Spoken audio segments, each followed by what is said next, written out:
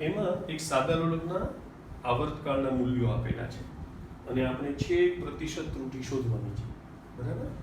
તો આવર્તકાળને કેવી રીતે દર્શાવાય? પીરિયડિક ટાઈમ કેપિટલ ટી વડે દર્શાવાય. તો આ દાખલો ધ્યાનથી સમજી લેજો. ઓકે, આમાં બધી ત્રુટિઓ એક સાથે આવી જશે. તો આપણે કહીએ અવલોકનો, જે રાશિ હોય ને એની સંજ્ઞા યુઝ કરી નાખવાની. તો T1 બરાબર કેટલા આપ્યા છે? 2.63 સેકન્ડ. T2 કેટલા આપ્યા છે? 2.56 સેકન્ડ. T3 કેટલા આપ્યા છે? 2.42 સેકન્ડ. T4 કેટલા આપ્યા છે? 2.71 સેકન્ડ. T5 કેટલા આપ્યા છે? 2.80 સેકન્ડ. ઓકે, માટે પહેલા સરેરાશ આવર્તકાળ ગણવો પડે. યાદ છે કે નહીં?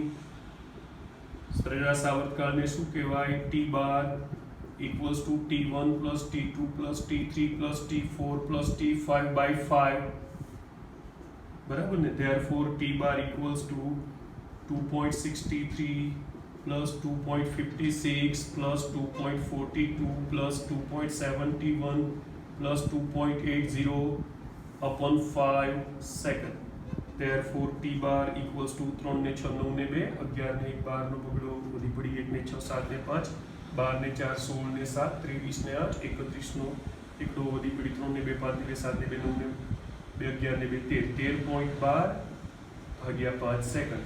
તો 5 દુ 10 બરાબર, 5 છક્કુ 30, પછી એક વધ્યા 5 દુ 10 ને પછી 5 ચોખ્ખું 20. આટલી સેકન્ડ આવી. પણ બધા અવલોકનોમાં દશાંશ ચિહ્નો પછી બે જ આંકડા આપ્યા હતા, બરાબર કે નહીં? માટે આપણે T બાર બરાબર લેવા પડશે 2.62 સેકન્ડ. કેમ એવું કર્યું? સમજાયું કે નહીં? જુઓ બધા અવલોકનો, દશાંશ ચિહ્નો પછી કેટલા અંકો લીધા હતા? 2. તો આમાં 3 અંકો છે, 4 દૂર કરવો પડે. 4 પોતે 5 કરતા નાનો છે એટલે આગળની સંખ્યા વધે નહીં, તમે જાણો છો. એ 2.62 સેકન્ડ. ઓકે, હવે શું કરવાનું બાળકો? નિરપેક્ષ ત્રુટિઓ ગણવાની. ઓકે, નિરપેક્ષ ત્રુટિઓ ઇન ઇંગ્લિશમાં એબ્સોલ્યુટ એરર્સ કહેવાય, બરાબર?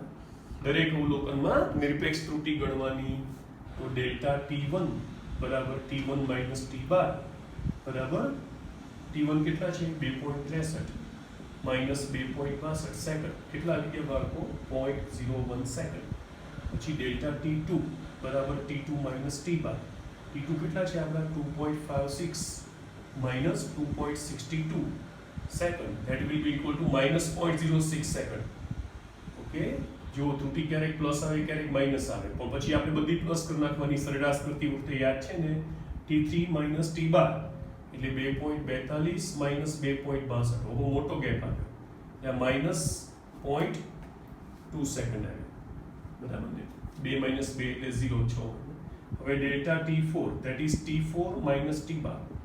Okay, that is 2.71 minus 2.62 second. તો આ 11 માંથી 2 ગયા તો 9 એટલે 0.09 સેકન્ડ, બરાબર? અને ડેલ્ટા T5 બરાબર T5 minus T bar બરાબર કેટલા છે? T5 આપણા 2.80 minus 2.62 સેકન્ડ. કેટલા આવી ગયા? 0.18 સેકન્ડ. માટે સરેરાશ નિરપેક્ષ ત્રુટિ, સરેરાશ નિરપેક્ષ ત્રુટિ ડેલ્ટા T બાર બરાબર mod of delta T1 plus mod of delta T2 plus mod of delta T3 plus mod of delta T4 plus mod of delta T5 by 5. Therefore delta T bar equals to આનો mod કેટલો થશે? 0.01 plus આનો mod કેટલો થાય? 0.06 plus આનો mode 0.2 plus આનો mode 0.09 plus આનો mode 0.80. Mode એટલે પોઝિટિવ, બરાબર? અપોન 5. Therefore ડેલ્ટા T બાર કેટલા આવી ગયા? 1 ને 6 7, 7 ને 9 16. ઓકે, 16 ને 8 24 નો ચોગડો વધી પડી 2, 2 ને 1 3 ને 2 5. 0.54 ભાગ્યા 5 સેકન્ડ ઇક્વલ્સ ટુ 5 1 5 0 5 8 40 સેકન્ડ. પણ આપણે બે આંકડા લેવાના છે એટલે 8 કાઢવો પડશે. એટલે ડેલ્ટા T બાર બરાબર કેટલા આવી ગયા? 0.11 સેકન્ડ. ચલો બે અવલોકન આવી ગયા. હવે તો સાવ સહેલું થઈ ગયું. માટે સાપેક્ષ ત્રુટિ સાપેક્ષ ત્રુટિ ડેલ્ટા ટી બરાબર ડેલ્ટા ટી બાર અપન ટી બાર. હવે કેલ્ક્યુલેટર જોઈશે હે ને 0.11 અપન 2.62. એનો એકમ નો હોય કારણ કે સેકન્ડ ઉડી જાય, બરાબર કે નહીં? તો 0.11 ભાગ્યા 2.62.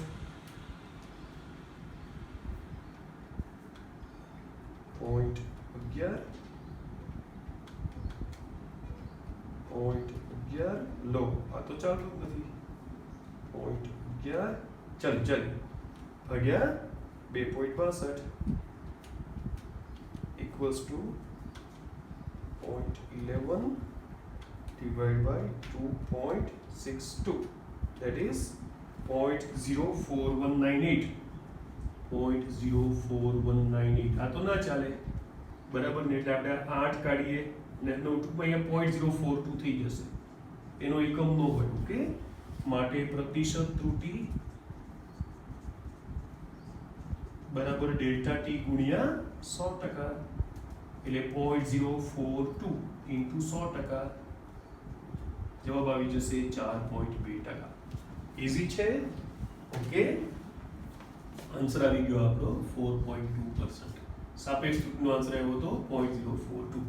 આંકડાઓ આપણે ગોઠવવા, એને કહેવાય રાઉન્ડ ઓફ કર્યા કહેવાય. શું કર્યા કહેવાય? તો લખીને તૈયાર કરી નાખજો. બાય.